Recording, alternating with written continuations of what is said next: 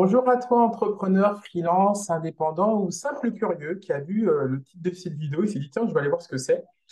Alors, bonjour à toi et bienvenue pour cette nouvelle vidéo. Aujourd'hui, on va attaquer dans la vente, les techniques de vente. Je sais que c'est un sujet qui est plutôt apprécié, où il y a plein de questions. Et aujourd'hui, on va le voir un petit peu en détail. Alors, ça va être un petit peu dense, donc chacune de nos vidéos, on essaie d'être court et ça sera encore le cas aujourd'hui. Alors, je rappelle, c'est quoi la thématique? Ce sera les meilleures techniques de vente en B2B. Avant d'attaquer tout de suite ce merveilleux sujet que sont les techniques de vente, je vais me présenter. Donc, moi, je suis Mickaël Capgras, je suis l'heureux président du réseau d'affaires You Work Here. Alors, pour ceux qui se posent la question de ce que c'est un réseau d'affaires, c'est un service où les entrepreneurs qui, en général, ne sont pas des gros fans de la prospection active, s'échangent des clients. Alors, je donne un exemple. Par exemple, on a une agence web qui, comme son nom l'indique, délivre des sites web pour ses clients.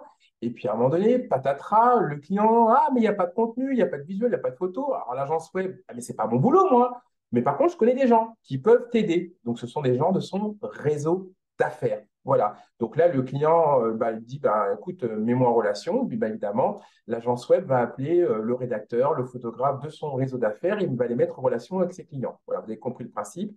C'est l'heureux joyeux service de la mise en relation. Donc, tout est dans le titre, réseau d'affaires.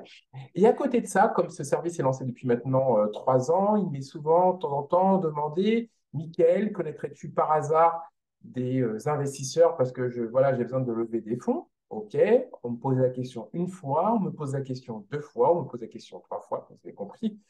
Au bout d'un moment, je lance ce service. Voilà, maintenant, aujourd'hui, You Work Here, c'est aussi un service d'aide à la levée de fonds. Et puis, effectivement, ça colle très bien à notre sujet qui est l'entrepreneuriat. Alors, sur cette chaîne YouTube, d'ailleurs, maintenant, vous commencez à comprendre, si vous débarquez, pourquoi cette chaîne s'appelle You Work Here, c'est le nom du réseau d'affaires. Alors, concernant donc cette chaîne, effectivement, on va parler d'entrepreneuriat, on va parler de techniques de vente, voilà, on va parler aussi de levée de fonds. Bref, tous les sujets qui vont concerner l'entrepreneuriat. Et aujourd'hui, je sais que c'est un sujet, la vente en l'état, donc un sujet pour l'entrepreneur, puisqu'effectivement, quand on se retrouve devant un prospect, quoi lui dire? Spoiler alert, c'est pas quoi lui dire, c'est plutôt que dois-je écouter? Allez, c'est parti pour les meilleures techniques de vente en B2B. Si c'est un sujet qui vous passionne, si c'est un sujet sur lequel vous êtes curieux, sachez, bande de petits vénards et petites vénardes, qu'il y a une vidéo qui va dans, enfin une vidéo, excusez-moi. Dans cette vidéo, il y a une fiche descriptive. Voilà, il suffit de cliquer en bas. Et ensuite, dans cette vidéo descriptive, vous avez un lien qui vous emmène vers un article. Et l'article, ça reprend ce que je viens de vous dire. Voilà, les blagues en moins. Voilà, vous avez tout. Donc, si vous trouvez que je n'articule pas assez malgré mes 3 ans de théâtre, vous avez un article écrit qui vous redonne tout ce que je viens de vous dire dans cette vidéo.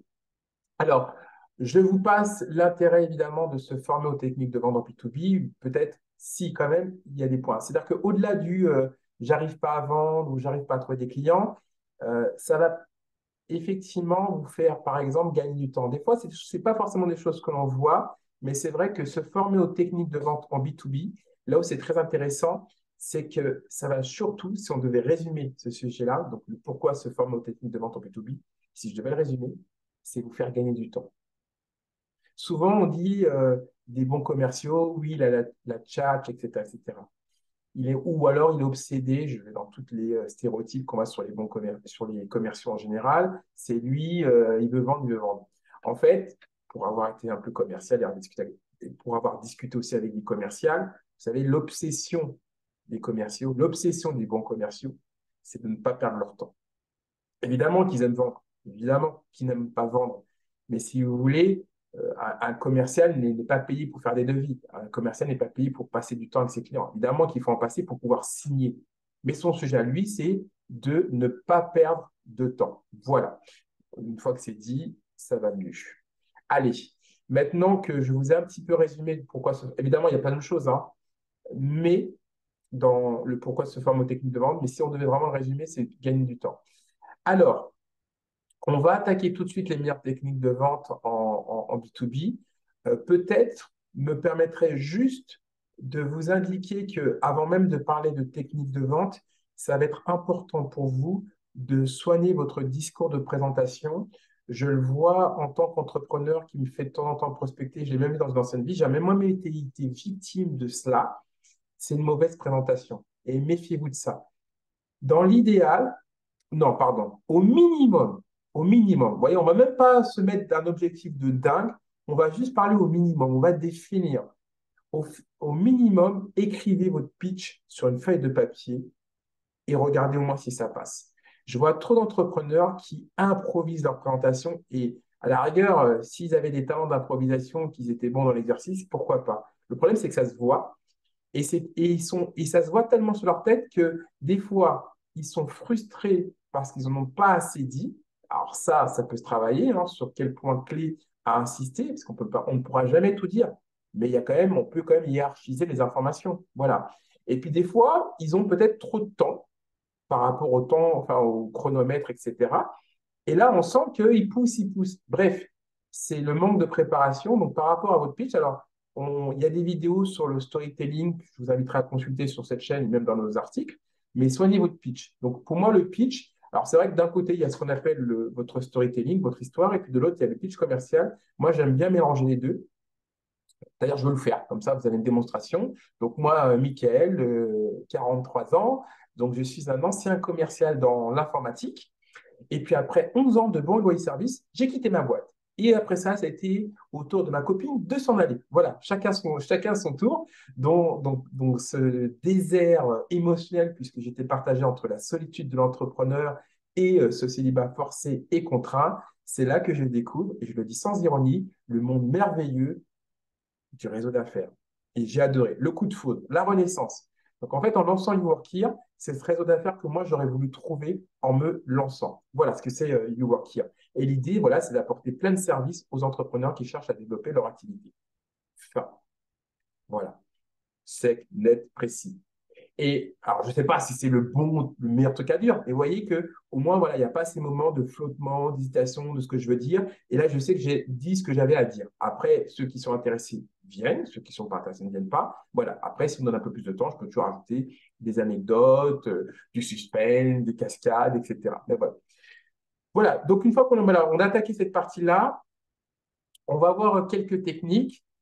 On va essayer comme beaucoup de vidéos, on va essayer de les faire courtes, donc on va essayer d'être dense. Mais avant d'attaquer, parce que comme on va attaquer très rapidement ces techniques, je vais vous indiquer ce qui est l'essence de ces techniques. L'essence de ces techniques, c'est de savoir à qui vous avez affaire. C'est presque comme une rencontre amoureuse, si je peux me permettre cette image. Quand vous rencontrez quelqu'un, vous savez déjà à peu près si vous allez faire un petit bout de chemin ensemble. Ben, en vente, c'est pareil. Ça se trouve, le prospect que vous croisez, il n'a nullement l'intention de travailler avec vous. Ou alors, c'est peut-être un peut-être. Ou alors, il a un vrai besoin et il est ouvert à vous écouter et pourquoi pas travailler avec vous.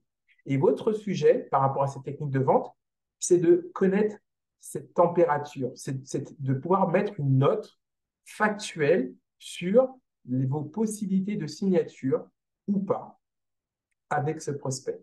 Voilà.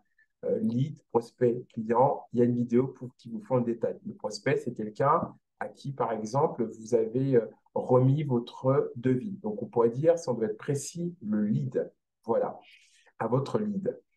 Alors, donc, le sujet, c'est vraiment de connaître votre pourcentage de chance avec votre interlocuteur. Et là, on se pose la question, mais comment je peux savoir? Alors, le sujet, c'est pas, ah, je le sens bien celui-là. Non. Encore une fois, on se base sur des éléments factuels. Et comment on fait pour avoir ces éléments factuels? Eh bien, il faut les demander. Alors, par exemple, on va commencer par la méthode SPIN. Ça n'a rien à voir avec Spinoza, je précise. Voilà. Elle est nulle, cette blague. Donc, SPIN, ça vous permet de structurer votre entretien de vente en 4 étapes. Donc, la première, on l'a dit, c'est situation, poser des questions sur le contexte du client. Ensuite, le problème, donc c'est-à-dire de poser des questions sur les difficultés ou les insatisfactions du client. C'est-à-dire, en gros, savoir s'il y a un sujet ou il n'y a pas de sujet. Ensuite, poser des questions sur l'implication, c'est-à-dire de poser des questions sur les conséquences ou les coûts des problèmes du client. S'il n'y a pas de conséquences, s'il n'y a pas de problème, il n'y a pas de projet. On va le dire aussi simplement que ça. Et ensuite, sur le besoin. Donc, poser des questions sur les solutions et les bénéfices recherchés par le client. Donc, vous avez compris, là, l'idée, c'est de faire le tour du sujet auprès de votre interlocuteur. Privilégiez, petite information, conseil, privilégiez les questions ouvertes. C'est ainsi qu'on récupère un maximum d'informations. Donc, je récapitule, la méthode SPIN, donc, ça permet de structurer votre entretien en 4 étapes. Donc, situation, problème, implication et besoin. Si vous souhaitez aller un peu plus loin, comme je vous le rappelle, dans la fiche descriptive de cette vidéo, vous avez un lien qui vous emmène vers l'article écrit et vous pourrez avoir tous les détails, les exemples, etc. On continue. Son de casse. Alors, son de casse, ça vous permet d'identifier les motivations d'achat du client en fonction de 6 critères. Donc, en fait, là, on va être sur un registre un peu plus psychologique. Voilà. Je précise que le son de casse, c'est une des rares méthodes qui est tout à fait compatible avec les autres méthodes voilà, qu'on va voir. Puisque là, en fait, il s'agit, je dis pas qu'on n'est pas dans du factuel, je vais dire que là, il y a le contexte, c'est-à-dire qu'est-ce qu'il y a un vrai besoin ou pas. Le client, par exemple, peut perdre de l'argent avec l'absence de votre produit, par exemple. Ça, c'est une chose. Et c'en est une autre de savoir quel est le portrait psychologique de votre interlocuteur. Vous voyez, il y a deux choses. Il y a qui est votre interlocuteur et quelle est la situation. Vous voyez, et évidemment, les deux ne sont pas incompatibles à connaître en termes d'information. Voilà. Donc, le son de casse, ça vous permet de dresser un portrait psychologique de votre acheteur, pas de la personne. Voilà. C'est quel est son profil en tant que potentiel acheteur de votre solution. Allez, son de casse, très rapidement. S pour sécurité, O pour orgueil, N pour nouveauté, C pour le confort, et A, argent, et S pour saucisson. Non, non, je plaisante, c'est simplement pour vous réveiller. S pour la sympathie. Voilà. Euh, Par rapport à ces différentes techniques, il y a d'autres vidéos qui entrent dans le détail. Je vous invite à les consulter. Là, je vous fais un résumé des grandes techniques, hein. Et puis pareil, si vous voulez dans le détail, je vous l'ai déjà dit, je le répète, vous avez blablabla dans la fiche descriptive de ces vidéos un article qui vous amène à aller plus loin. Là, c'est pour dresser un grand tableau et pour vous dire que dans vos ventes, vous n'êtes pas seul. Il y a des techniques pour vous aider. Allez, je répète, Soundcast, en gros, c'est pour savoir quelles sont les motivations profondes, les motivations psychologiques de votre interlocuteur. Est-ce que c'est un besoin de sécurité? Est-ce que c'est un besoin de protéger, de réduire les risques? Est-ce que c'est de l'orgueil, un besoin de se valoriser, de se différencier? Est-ce que c'est plutôt un sujet de nouveauté? Est-ce que vous avez affaire à un geek? Allez, on va dans les stéréotypes. Est-ce que c'est dans le C, plutôt confort, quelqu'un qui veut se simplifier la vie ou améliorer son bien-être? Est-ce que c'est des motivations financières? Est-ce que vous avez affaire en face de vous à un rat? Excusez-moi pour le langage un peu trivial.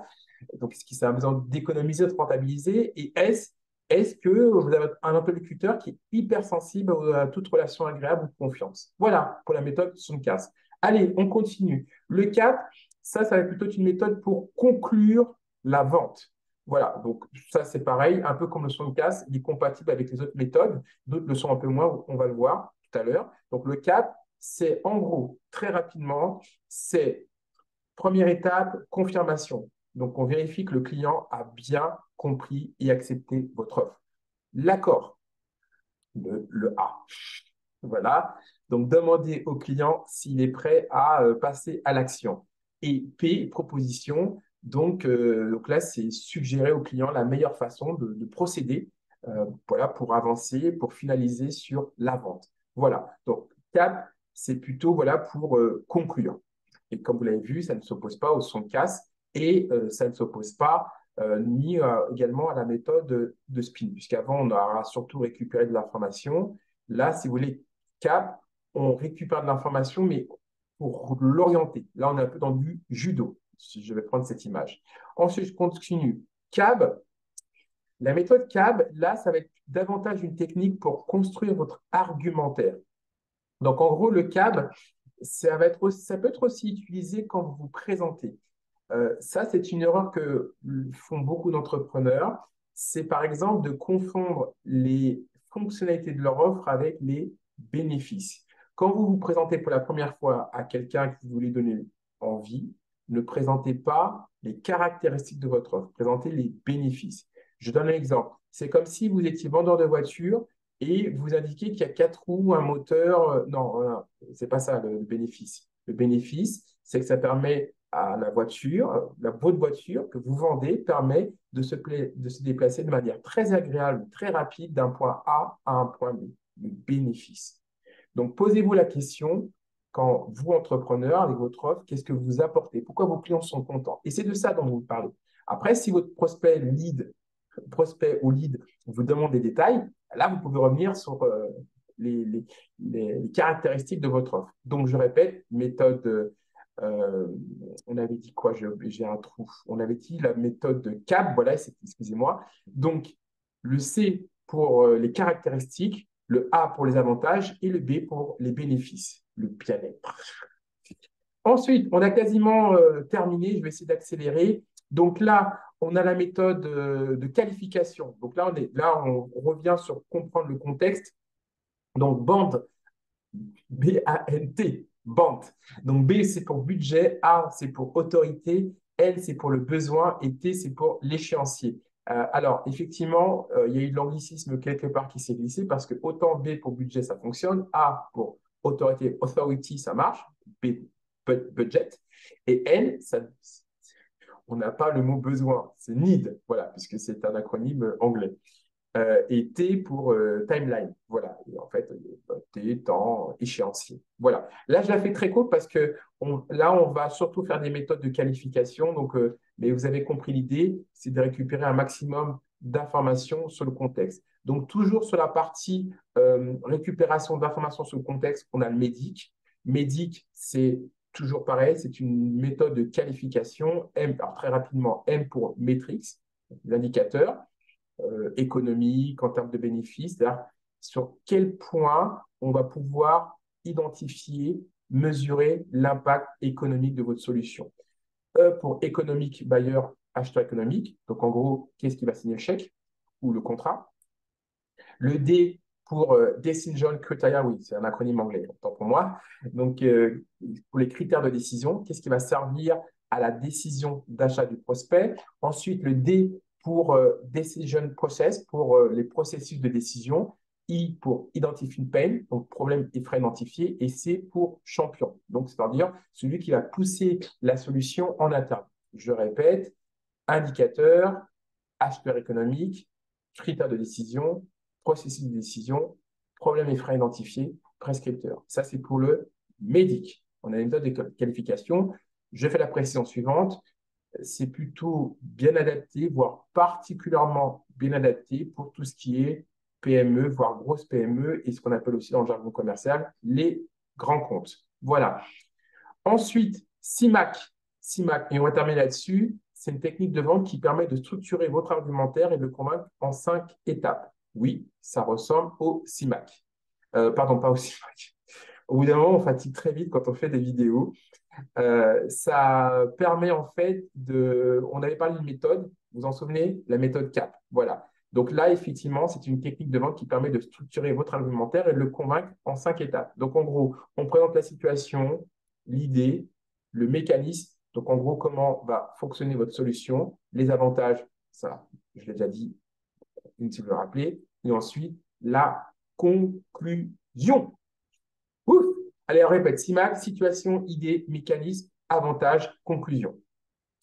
Je vais faire un mini FAQ avant d'arriver à notre conclusion. Enfin, si, le FAQ peut servir de conclusion. Allez, FAQ conclusion.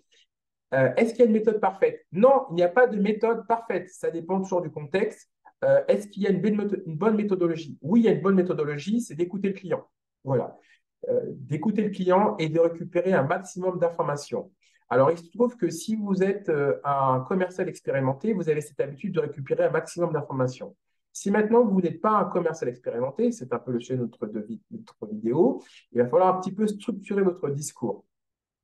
D'où cette vidéo. Donc, l'idée, c'est que vous piochez entre la bonne présentation, les questions à poser, la bonne façon de présenter votre offre, la bonne façon de clôturer.